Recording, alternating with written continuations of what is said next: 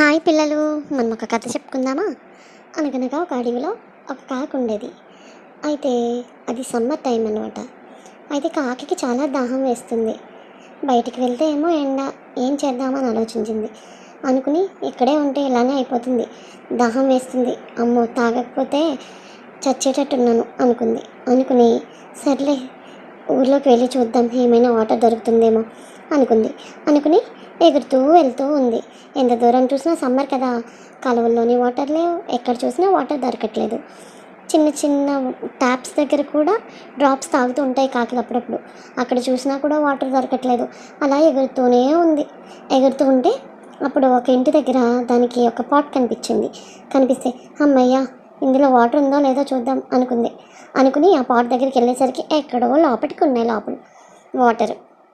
అయితే ఆ వాటర్ పైకి ఎలా రప్పించాలి దీన్ని అని అనుకుని కిందకి బెండ్ అయ్యి తాగడానికి ట్రై చేసింది, కానీ తాగడానికి అవ్వలేదు. అయితే అప్పుడు అదేం చేసిందంటే దానికి ఒక ఐడియా వచ్చింది.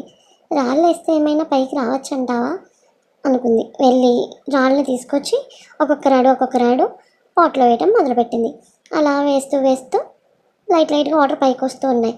అయితే ఇలా పైకి వేస్తే వాటర్ పైకి వస్తాయేమో, రాళ్ళు వేస్తూ ఉంటే పైకి రావచ్చు అనుకుని రాళ్ళు ఎక్కువగా తీసుకొచ్చి ఒక్కొక్కటి వేస్తూ ఉంటే ఈలోపు వాటర్ పైకి వచ్చింది.